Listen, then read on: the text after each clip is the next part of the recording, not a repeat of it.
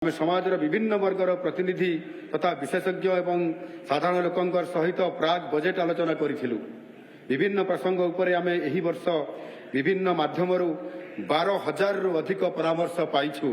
Budget प्रस्तुति बेले आमे परामर्श गुडी को जत्नर सह विचार को नहीं अनेक मतामत को बजेट रे अंतर्भुक्त मध्य करिछु। बजेट प्रस्तुति और विकसित ओडिशा गठन रे नागरिक मानकर सहभागिता समानकर प्रति आमर प्रतिबद्धता को प्रतिफलित करुछि। बाचस्पति महोदया 2024-25 आर्थिक वर्ष पई एही वार्षिक बजेट आम सरकारंकर प्रथम बजेट होइथिबारु ओडिशा को एक विकसित राज्य रे परिणत करिबा दिगरे एहा एक गुरुत्वपूर्ण पदक्षेप। 2036 रे ओडिशा राज्य गठनर 100 वर्ष पूर्ति हबो। तेणु आगामी दशंधि आम पई एक गुरुत्वपूर्ण समय एवं एही दशंधि रे आमे विकसित ओडिशार स्वप्न को साकार करने उद्देश्य रे अर्थनीतिर उच्च अभिवृद्धि पई रणनीति प्रस्तुत करिछु।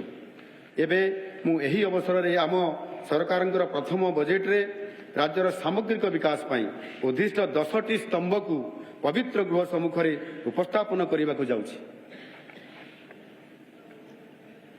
प्रथम अन्नदाता जाको कि कृषक कहा जाउछि।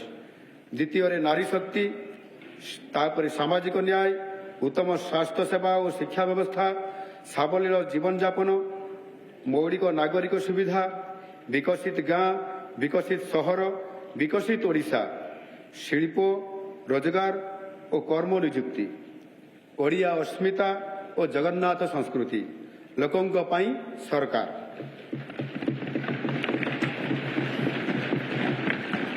बाचस्पति महोदया, आम सरकार सर्वोच्च प्राथमिकता होउछि अन्नदाता मानकर सर्वांगीन विकास।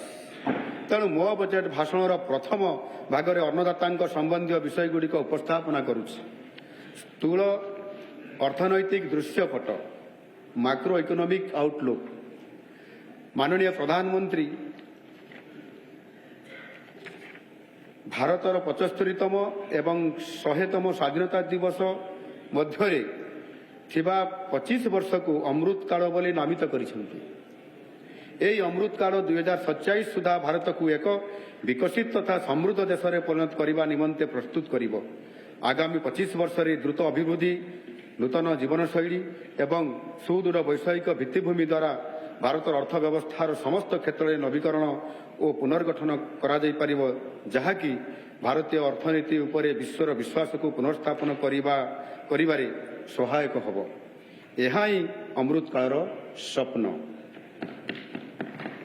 समृद्ध ओडिशा गठन में माननीय प्रधानमंत्री श्री नरेंद्र मोदी जी अतुट सहयोग पाई मु गभीर कृतज्ञता ज्ञापन करुछि। विश्व अर्थनीति रे मंथर अभिवृद्धिर पूर्वानुमान सत्वे भारत 2024 आर्थिक वर्ष रे विश्व अर्थनीति रे एक उज्ज्वलतम स्थान ग्रहण करने सह अभिवृद्धिर इंजिन भाव परिगणित हब। चलित वर्ष देशर सामग्रिक घरोई उत्पाद जीडीपी अभिवृद्धि हार 7.2% हेब बोली भारतीय रिजर्व बैंक आकलन करिछि।